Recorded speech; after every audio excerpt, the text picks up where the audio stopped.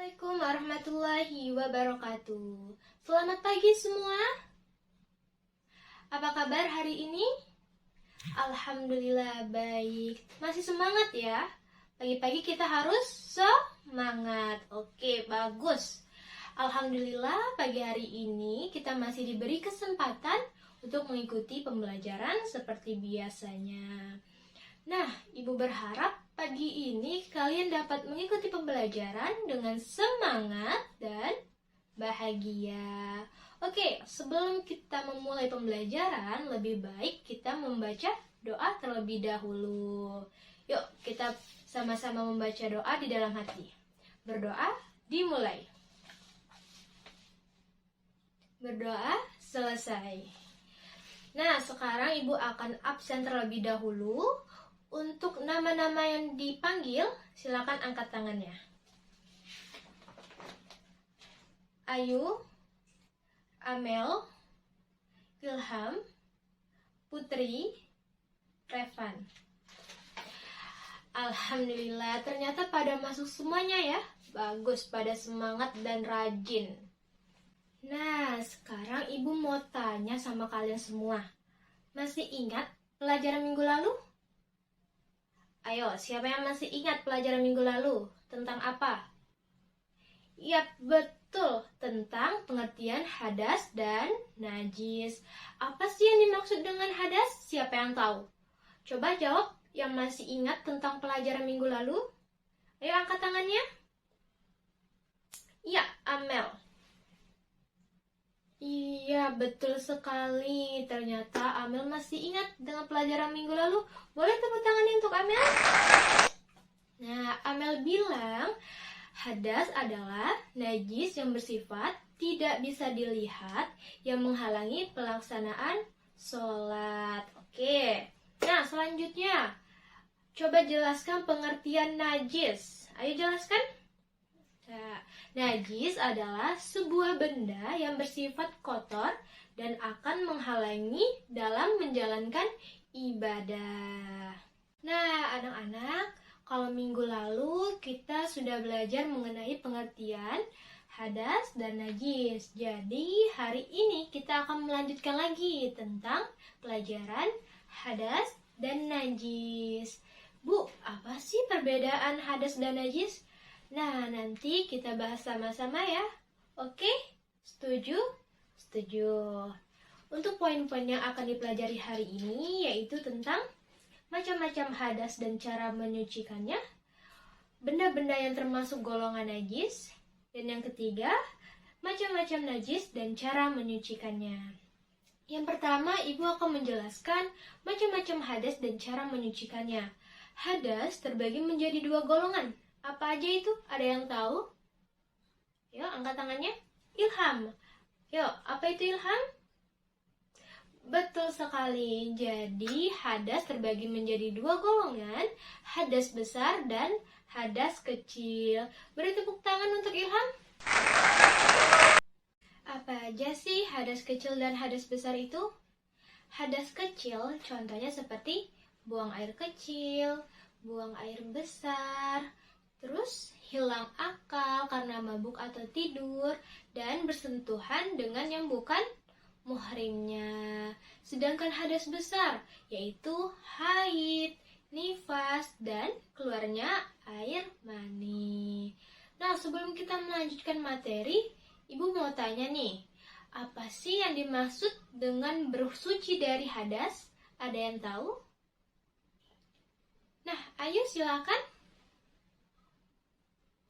Ya, betul, menyucikan badan. Ibu tambahkan lagi ya. Jadi, bersuci dari hadas adalah menyucikan badan dari hadas dengan cara berwudu, mandi, atau tayamum. Kecil dapat disucikan dengan cara berwudu atau bertayamum, yaitu bersuci dengan menggunakan tanah atau debu yang suci. Selanjutnya hadas besar. Hadas besar dapat disucikan dengan cara mandi besar, yaitu menyiramkan air ke seluruh tubuh dengan niat menghilangkan hadas besar. Alat untuk menghilangkan hadas adalah air atau tanah. Air yang digunakan untuk menghilangkan hadas adalah air yang suci dan menyucikan.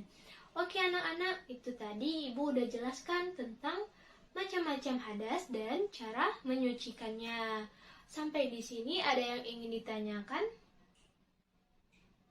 Ya, Putri, silakan. Oke, pertanyaan Putri, apa saja air yang suci dan menyucikan? Yaitu air hujan, air laut, air sungai, air sumur, air mata air salju, air dari hasil hujan es. Oke, itulah air yang suci dan menyucikan. Oke, anak-anak masih semangat ya? Masih bagus banget. Oke, tadi Ibu udah membahas poin yang pertama, yaitu macam-macam hadas dan cara menyucikannya. Kita masuk ke poin yang kedua dan yang ketiga, yaitu benda-benda yang tergolong najis dan macam-macam najis dan menyucikannya. Apa aja sih benda-benda yang tergolong najis? Yaitu ada darah haid, bangkai binatang, kotoran manusia, kotoran kuda, kotoran binatang buas, homer atau arak, dan air liur anjing. Itulah benda-benda yang termasuk ke golongan najis. Selanjutnya, macam-macam najis dan cara menyucikannya. Yang pertama, najis yang hukumnya ringan adalah najis berupa air kencing bayi laki-laki yang belum makan atau minum.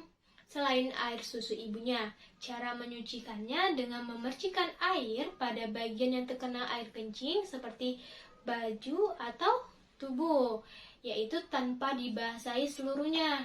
Jika bayi perempuan harus dibasuh. Yang kedua, najis yang hukumnya berat adalah najisnya anjing dan bayi.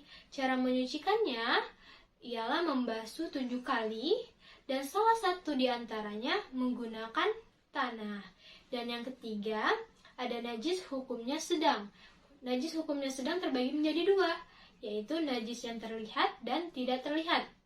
Najis yang terlihat seperti kotoran manusia atau binatang, darah, nanah, muntah. Nah, cara menyucikannya adalah dengan membasuh bagian yang terkena najis.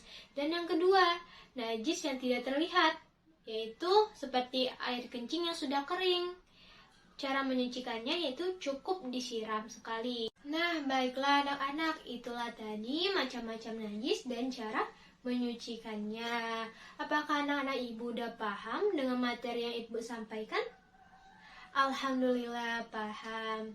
Baik anak-anak, alhamdulillah pembelajaran kita hari ini telah selesai. Jadi hari ini kita belajar tentang apa aja? Yang pertama, macam-macam hadas dan cara menyucikannya. Yang kedua, benda-benda yang tergolong najis. Apa aja itu? Darah haid, betul. Kotoran manusia, betul. Terus, bangkai binatang. Nah, kita juga mempelajari tentang macam-macam najis dan cara menyucikannya. Alhamdulillah, pembelajaran kita hari ini telah selesai. Kalian semua hebat karena telah semangat belajar hari ini. Ibu berharap kalian dapat semangat terus dalam belajar dan memahami materi yang telah Ibu sampaikan. Alhamdulillah, pembelajaran hari ini telah selesai. Kita bertemu di minggu selanjutnya. Alhamdulillahirobbilalamin. Wassalamualaikum warahmatullahi wabarakatuh.